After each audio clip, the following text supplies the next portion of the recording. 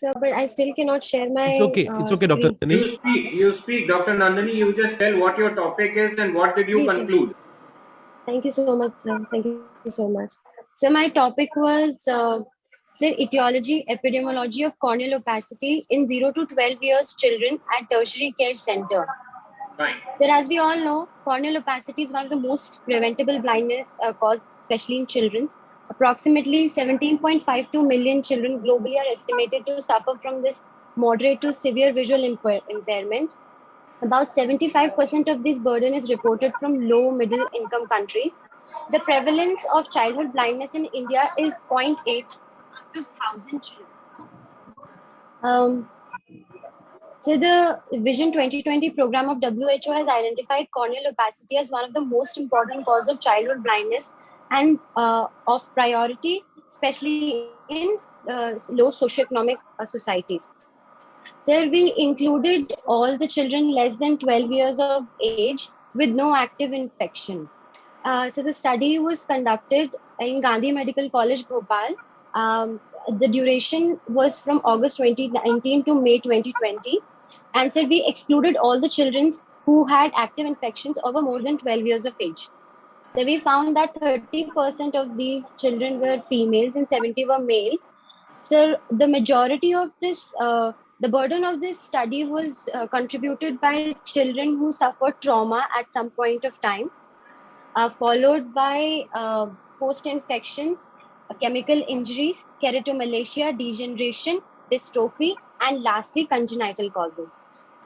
So the burden of these, the age group which burdened this study was 8 to 10 years of age, followed by more than 10 years, that is 10 to 12, then 3 to 4, and then less than 4.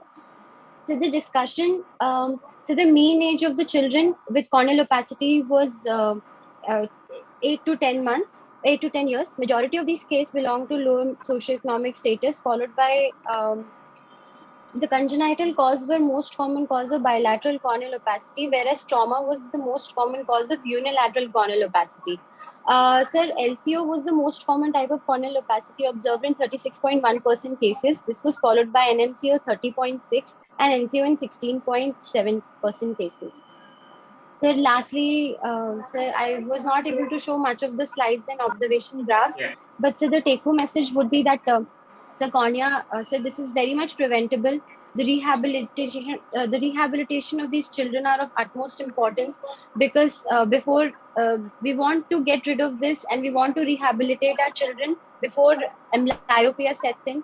So, sir, it was Okay, that's not great. much, but yes, sir. So one thing I would like you to tell us that how do you treat keratomalacia? Sir, first, sir, sir, these keratomalacia cases we got from pediatric OPD, sir. We generally did their overall workup. We did their blood investigation. Sir, we searched for other signs of malnutrition. And sir, then sir, firstly, there was the overall rehabilitation of child, as in he or she is a malnutrition child. So, sir, we gave them the appropriate nutrition, so vitamin A doses along with all the other deficiencies. What Then, dose sir, of vitamin A? coming to sir, according to the age, sir, if it was, so generally the age group which presented us with keratomalacia was 4 to 5 years of age, sir. So, sir, unko sir pediatric age group along with sir vitamin D, vitamin C, and other rehabilitation drugs were given. And sir, ophthalmologically, we tried to prevent cornea from degrading more and more. We gave all the tear substitutes. So we gave ointments. We counseled the parents to look for we counseled the parents to sir. Uh, Sir, in case, sir, uh, Okay, I sir, got your point, Dr. was Nandini. not able.